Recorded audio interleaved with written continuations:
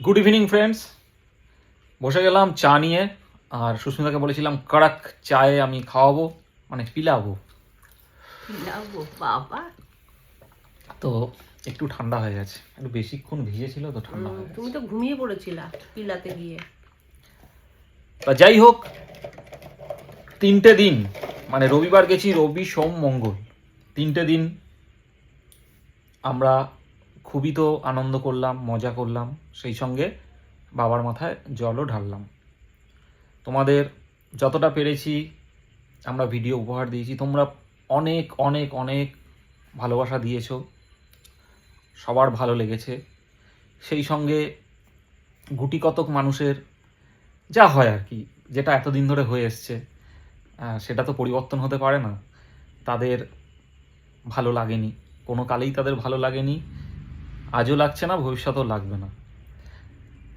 এবং তার মধ্যে থেকে আবার গুটি কতক মানুষ এতটাই উন্মত্ত হয়ে গেছিল, মানে ব্যাড কমেন্ট করতে গিয়ে, ব্যাক টু ব্যাক খুবই জঘন্য জঘন্য কমেন্ট। তা আমি দেখলাম যে না, এতটা নেওয়া যায় না বা এতটা রাখা যায় না, কারণ আমি জানি আমাদের ভিডিও বাচ্চা থেকে একদম বয়স্ক মানুষ পর্যন্ত আমাদের ভিডিও দেখে, ভালো লাগে।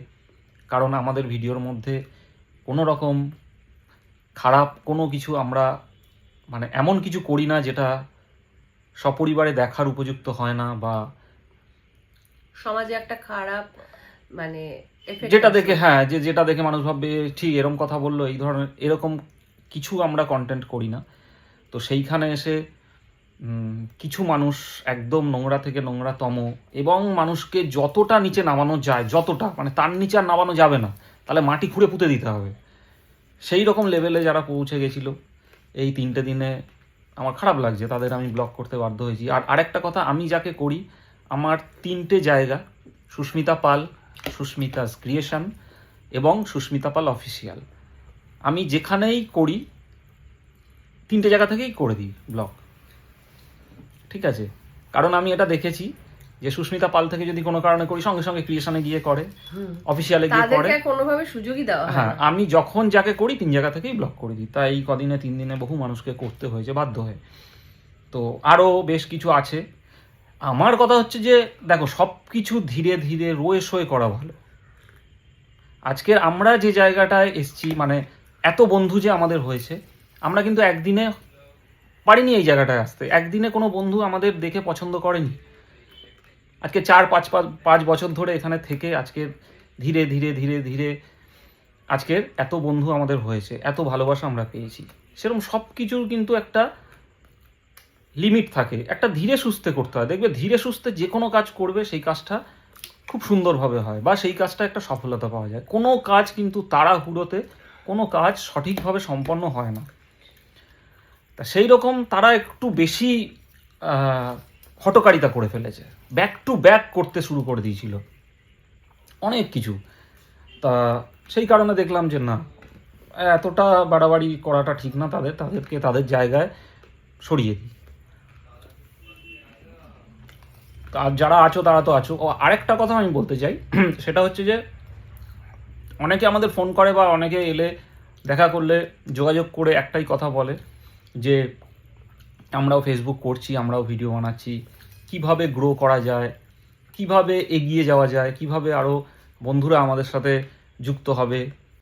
একটাই কথা, যে একাগ্রতা নিয়ে কাজ করে যেতে হবে। হ্যাঁ, তবে একটা জিনিস আমার চোখে পড়ে, আমি সেই জন্যই কথাটা বলছি, সেটা হচ্ছে যে অনেক নতুন নতুন ক্রিয়েটার যারা আমাদের ভিডিওতে কমেন্ট করে না, দরকার নেই, সেটা যে যার যার ব্যক্তিগত ব্যাপার।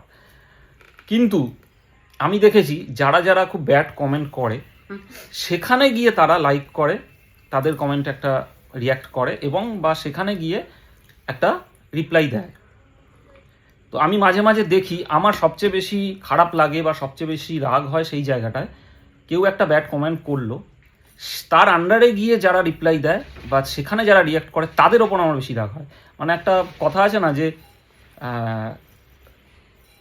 যে চুরি করে সে তো একজন অপরাধী, এবং সেই চুরিটাকে যারা প্রশ্রয় দেয় বা যারা সমর্থন করে, তারা কিন্তু তার থেকেও বেশি অপরাধী। তো আমার ক্ষেত্রেও এইরকমই ব্যাপারটা, আমি এইভাবেই ভাবি যে খারাপ একটা মন্তব্য করলো, সে যতটা না খারাপ কাজ করলো, সেখানে গিয়ে যারা রিয়্যাক্ট করছে বা মন্তব্য করছে তার থেকেও তারা বেশি ভয়ঙ্কর, তারা বেশি অপরাধী। তা আমি দেখি যারা নতুন নতুন ক্রিয়েটার দেখি সেইখানে গিয়ে একটা রিয়্যাক্ট করছে বা সেখানে গিয়ে রিপ্লাই দিচ্ছে। তো আমার মনে হয় সেটা না করে, কারণ আমি এটাও করি যে খারাপ কমেন্টটা করলো তাকে রেখে দিই, সেখানে গিয়ে যে মন্তব্য করলো তার আন্ডারে গিয়ে আমি তাকে ব্লক করে দিই, সে হোক ক্রিয়েটার বা সে হোক নর্মাল কেউ। তো আমার মতন কিন্তু এই ট্যাকটিক্স নিয়ে হয়তো অনেকেই চলে, অনেক ক্রিয়েটাররাও চলে। তো তাদের ক্ষেত্রে কিন্তু এটা খুব ভয়ঙ্কর ব্যাপার, তারা এগোতে পারবে না বেশি দূর। তো তার থেকে ভালো যারা ভালো কমেন্ট করছে তাদের কমেন্টে একটা রিয়াক্ট দাও, সেখানে গিয়ে রিপ্লাই দাও, দেখো দেখবে যে তারা তোমাদের ভিডিও দেখবে। কারণ যারা আমাদের ভিডিও দেখে, যারা কমেন্ট করে, তারা ভালোবাসতে জানে, ভালো ভিডিওগুলো তারা নিতে জানে। তাই আজকের আমাদের পেজ বলো, প্রোফাইল বলো, এত বন্ধু। তোমরাও যদি তাদের কমেন্টে গিয়ে একটা ভালো মন্তব্য করো, দেখবে তাদেরও হয়তো ইচ্ছা হতে পারে যে একটু ওনার প্রোফাইলটা গিয়ে ঘুরে আসি বা ওনার প্রোফাইলটা দেখি। যদি তোমাদের কন্টেন্ট ভালো হয়, দেখবে তারাও গিয়ে তোমাকে ফলো করবে বা তোমাদের ভিডিও দেখতে আগ্রহী হবে।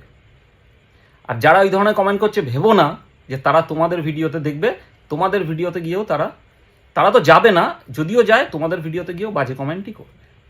সুতরাং এই সব জিনিসগুলো মাথায় রেখে চলো, আগামী দিনে তোমরাও হয়তো তোমাদের ইচ্ছেটা পূরণ করতে পারবে। তো আবার হয়তো এই ভিডিওটা দেখেই বলবে যে আবার শুরু হয়ে গেছে জ্ঞানের কথা। আমার মোবাইল, আমার পেজ, যারা আমাকে ভালোবাসে তারা দেখবে, তো যাদের জ্ঞান মনে হবে তারা দেখবে না। এটা আমার একমাত্র আমাদের ব্যক্তিগত ব্যাপার। আমরা তো ভিডিও করবই, সে তোমরা জ্ঞান মনে করো, উপদেশ মনে করো, যাই মনে করো না কেন। তা যতই বাইরে চা খাই না কেন, একসাথে বসে চা খাওয়ার মজাটাই আলাদা। এটা অনেকদিন পরে, 3-4 দিন পরে আবার একসাথে বসে চা খাচ্ছি। সুস্মিতার চা খাওয়া হয়ে গেল, কথা বলতে বলতে আমার চা আরও ঠান্ডা হয়ে গেল। সেই জন্য ভিডিওটা এখানেই শেষ করছি। দেখা হচ্ছে আবার পরের ভিডিওতে। টাটা। টাটা।